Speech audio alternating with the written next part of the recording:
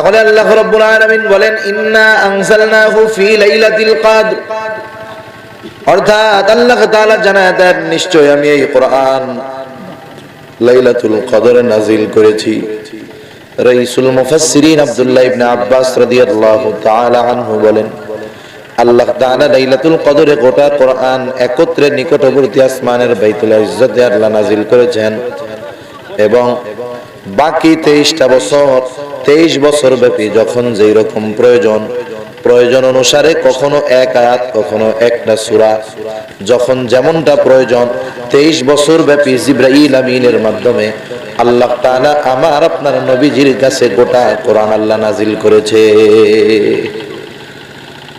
কখনো কোনো মাসআলার ব্যাপারে, কখনো রাসূল সাল্লাল্লাহু আলাইহি ওয়াসাল্লামকে সান্ত্বনা দেওয়ার জন্য, কখনো কোনো পূর্বাভাস জানানোর জন্য, বিভিন্ন কারণে বিভিন্ন সময় আল্লাহ তাআলা কোরআনুল কারীম নাযিল করেছেন 23 বছর ব্যাপী। এই সূরা দুহা নাযিল হওয়ার একটা কারণ আছে যেটাকে বলা হয় শানে নুজুল। নাযিল হওয়ার কারণটা কি? এটাকে বলা হয় শানে নুজুল। রাসূলুল্লাহ সাল্লাল্লাহু আলাইহি ওয়াসাল্লামের কাছে কিছুদিন ওহী আসা বন্ধ ছিল। মুফাসসিরিন একরাম বলেন প্রাথমিক দিক যখন রাসূলুল্লাহ সাল্লাল্লাহু আলাইহি ওয়াসাল্লামের কাছে ওহী আসলো, ওহী আসাটা কিন্তু বড় কষ্টের ব্যাপার ছিল। আল্লাহর নবীর কাছে যখন ওহী আসতো অবস্থা কেমন হতো? আয়েশা সিদ্দিকা রাদিয়াল্লাহু তাআলা আনহা বলেন প্রচন্ড শীতের রাত্রেও যখন আল্লাহর নবীজির কাছে ওহী নাযিল হতো ওহীর চাপ এতটা ছিল যে প্রচন্ড শীতের রাত্রেও রাসূলুল্লাহ সাল্লাল্লাহু আলাইহি ওয়াসাল্লাম ঘেমে যাইতেন। ওহীর একটা ওয়েট আছে, ওহীর একটা পাওয়ার আছে। স্বাভাবিক প্রথম যেই কাজটা করে জীবনে প্রথম যদি কোনো কাজ শুরু করে সেই কাজটার সাথে নিজেকে মানিয়ে নিতে কিছুদিন সময়ের প্রয়োজন হয়, তাই না? একজন মানুষ মনে করেন জীবনে প্রথম গেছে মাটি কাটতে, মাটি কাটা তো অনেক কষ্টের কাজ, কোদাল দিয়া 5 ঘন্টা মাটি কাটার পরে এই লোকটা 3 দিন ঘরের মধ্যে শুয়ে থাকা লাগবে, কারণ তার গা ব্যথা হবে, হাত ব্যথা হবে, পা ব্যথা হবে, পিঠ ব্যথা হবে, কারণ জীবনে তো করে নাই। কিন্তু এই লোকটা 3-4 দিন পরে যখন ব্যথাটা চলে যাবে, বলেন তো প্রথম দিন কাজ করে তার যে কষ্ট হয়েছে 3-4 দিন পরে ব্যথা চলে যাওয়ার পর আর কি সেই কষ্ট হবে? হবে না, ওটার সাথে সে অ্যাডজাস্ট হয়ে যাবে। কোন কোন মুফাসসির বলেন রাসূলুল্লাহ সাল্লাল্লাহু আলাইহি ওয়াসাল্লামের কাছে প্রাথমিক অবস্থায় কিছুদিন ওহী আসা বন্ধ ছিল। তার কারণ হলো আল্লাহ তাআলা তার হাবিবকে ক্রমাগতভাবে ওহী যখন তার উপরে নাজিল হবে এর সাথে অ্যাডজাস্ট করার জন্য হয়তো কিছুদিনের বিরতি আল্লাহ তাআলা দিয়েছেন। আল্লাহর নবীর কাছে ওহী আসলে তো তিনি মানুষদেরকে শোনায়া দিতেন, কিন্তু বেশ কিছুদিন তিনি মানুষদেরকে কিছু বলেন না। রাসূলুল্লাহ সাল্লাল্লাহু আলাইহি ওয়াসাল্লামের প্রতিবেশী ছিল উম্মে জামিল, একজন মহিলা। কেউ কেউ বলেন সে ছিল আবু জেহেলের স্ত্রী।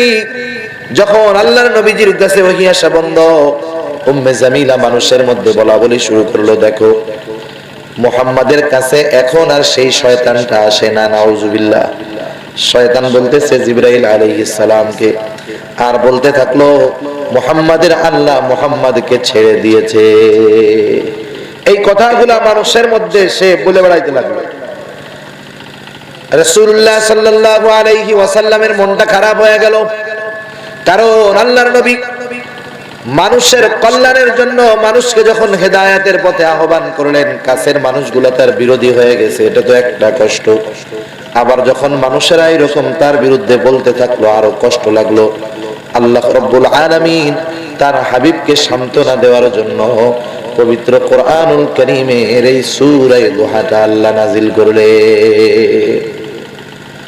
আল্লাহ রাব্বুল আলামিন তার হাবিবের কাছে ওহী পাঠায় দিলেন। আল্লাহ বলেন ওয়াদ-দুহা, আল্লাহ তাআলা কসম খাইছেন, আল্লাহ কসম খেয়েছে।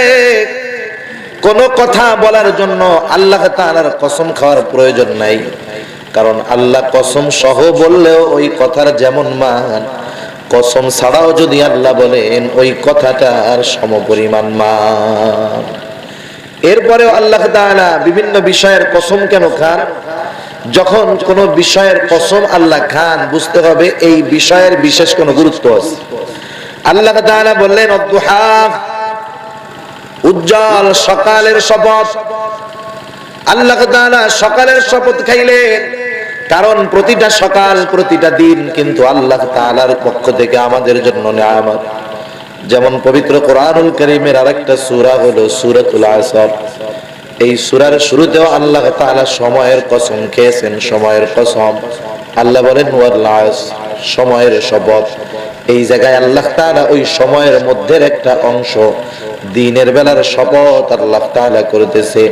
কারণ প্রতিটা মানুষের কাছেই সকাল মানে নতুন একটা নিয়ামত। কারণ আমরা যখন রাতের বেলায় ঘুমাতে যাই, আমাদের ঘুম হলো অর্ধ মৃত্যুর মতো। সেজন্য বলা হয় আন্নাউমু কাল মাউত, মাউত হলো, ঘুম হলো মাউতের মতো, মৃত্যুর মতো।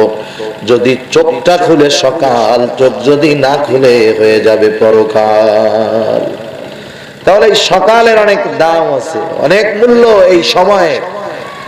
আল্লাহ রাব্বুল আলামিন প্রথমত কসম খাইলেন, উজ্জ্বল আলোর শপথ, সকালের শপথ খাইলেন আল্লাহ তাআলা।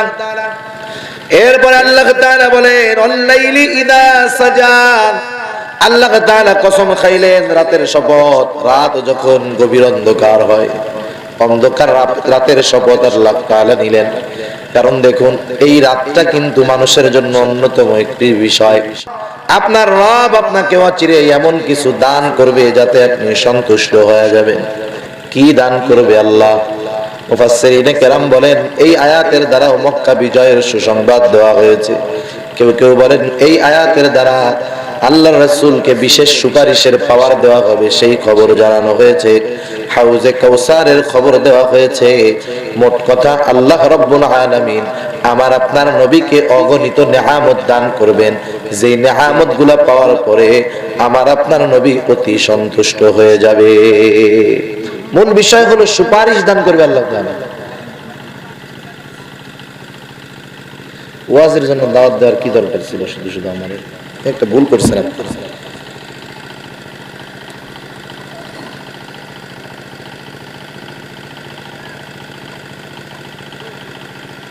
আল্লাহ রাব্বুল আলামিন এরপরে বলতেছেন যে হাবিব, আপনার জীবনে এমনও কিছু অবস্থা গেছে যেই সময় আপনার রব আপনাকে ছাড়েন নাই, অসন্তুষ্ট হয় নাই, ভুলেও যান নাই। অতীতের কিছু কথা আল্লাহ তাআলা এবার রাসূলুল্লাহ সাল্লাল্লাহু আলাইহি ওয়াসাল্লামকে স্মরণ করায় দিচ্ছেন। আল্লাহ রাব্বুল আলামিন বলতেছেন আলাম ইয়াজিদিকা ইয়াতীমান ফাআওয়া, নবীকে আমি কি আপনাকে ইয়াতীম অবস্থায় পাই নাই? ইয়াতীম অবস্থায় পাওয়ার পরে আপনাকে আমি ছেড়ে দেই নাই। অথচ আজকে ওরা বলতেছে যে আপনার আল্লাহ আপনাকে ছেড়ে দিয়েছে। না না, ইয়াতীম অবস্থায় একটা মানুষ সবচেয়ে বেশি অসহায় থাকে, কিন্তু সেই সময়টাতে আমি আল্লাহ তাআলা আপনাকে ছেড়ে দেই নাই। আলাম ইয়াজিদিকা ইয়াতীমান ফাআওয়া, ইয়াতীম অবস্থায় ছেড়ে তো দেই নাই, বরং আমি আল্লাহ আপনার জন্য উত্তম আশ্রয়ের ব্যবস্থা করে দিয়েছি। কারণ রাসূলুল্লাহ সাল্লাল্লাহু আলাইহি ওয়াসাল্লাম ছিলেন ইয়াতীমদের সরদার। উনি দুনিয়ায় আসার আগেই ওনার বাবা দুনিয়া থেকে চলে গেছে। অথচ দুনিয়ার মধ্যে যদি কোনো মানুষ ইয়াতীম অবস্থায় দুনিয়ায় আসে, স্বাভাবিক আমাদের পরিবেশ বা আমাদের সমাজের বিষয়টা হয় কি, যে ছেলের স্ত্রীর গর্ভে সন্তান, ছেলে দুনিয়া থেকে চলে গেছে, ওই মহিলার ওই সন্তানকে নিয়ে ওই পরিবারে বসবাস করা বড় কষ্টের কারণ হয়ে দাঁড়ায়, ঠিক না? শ্বশুর শাশুড়ি তার সাথে খুব খারাপ আচরণ করে। তারা কেমন জানি ওই মহিলাটারে কুলক্ষণ মনে করে তার ছেলে মরার জন্য ছেলের বউ দায়ী। এমন খারাপ আচরণ করে, অনেক সময় অনেকে বাড়ি থেকে তাড়ায়া দেয়। কিন্তু আল্লাহর নবী দুনিয়ায় আসছেন তখন ওনার বাবা নাই। ইয়াতীম হওয়ার কারণে কেউ কারোর সাথে খারাপ আচরণ করে নাই, বরং আব্দুল মুত্তালিব তার সন্তান আব্দুল্লাহর বেটা মুহাম্মাদুর রাসূলুল্লাহ যখন জন্মগ্রহণ করেছে, গোটা আরবের মধ্যে আব্দুল মুত্তালিবের একটা গ্রহণযোগ্যতা ছিল। আব্দুল মুত্তালিবের মতো খুশি আল্লাহর নবীর দুনিয়ায় আসার কারণে আর কেউ হয় নাই। এই জামানার দাদারা হইলে কপাল গুছায়া যাইত, কি খাবো, কি হবে, ছেলে তো মইরাই গেছে। অথচ আব্দুল মুত্তালিব এমন খুশি হয়ে গেছে, কলিজার টুকরা আব্দুল্লাহ তার ছোট সন্তান। আর আমার আপনার নবী যখন দুনিয়া আসলেন, আব্দুল মুত্তালিব কোনো কিছুর অভাব রাখে নাই। সব সময় তার রক্ষণাবেক্ষণ করেছে। এরপরে দেখেন যখন দুধ পান করানোর জন্য হালিমাতুস সাদিয়া নিয়ে গেল, 7 দিন বয়স না, ওই ঘরের মধ্যে আল্লাহর নবী যাওয়ার পর যেই হালিমার স্তনে দুধ ছিল না, হালিমা আমার আপনার নবীকে কোলে নেওয়ার সাথে সাথে তার দুধ স্তনে পরিপূর্ণ হয়ে গেছে। হালিমাতুস সাদিয়ার ঘরে উটের বান শুকায় গেছে, দুধ নাই, ছাগলের মধ্যে দুধ নাই। আল্লাহর নবী যখন ওই ঘরের মধ্যে প্রবেশ করেছে, সাথে সাথে ছাগলের দুধ ওলাম দুধে পরিপূর্ণ হয়ে গেছে। হালিমাতুস সাদিয়া বলে, শিশু মোহাম্মদকে ঘরে আনলাম যেই দিন, এর আগ থেকে আমরা অনেক দিন পেট পুরে খাবার খাই না, দুধ খাই না, দুধ পান করতে পারি না। কিন্তু শিশু মোহাম্মদকে ঘরে যেই দিন আনলাম, আমি আর আমার স্বামী অনেক দিন পর পরিপূর্ণ তৃপ্ততার সাথে পেট ভরে পান করে রাতের বেলায় ঘুমাতে গেলাম। হালিমাতুস সাদিয়ার ঘরে বরকত। ইয়াতিম নবী, তার প্রতি জানি ইয়াতিম হওয়ার কারণে কারো একটু দুর্বলতা বা খারাপ আচরণ বা খারাপ ধারণা না আসে, এজন্য প্রত্যেক জায়গায় আমার আপনার নবীর জন্য উত্তম আশ্রয়ের ব্যবস্থা কে করছে? এরপরে যখন মা মারা গেল, দাদা অভিভাবক, দাদা মারা গেল, চাচা অভিভাবক, আল্লাহর নবী ইয়াতিম হিসাবে কখনো কেউ তার সাথে খারাপ আচরণ করতে পারে নাই।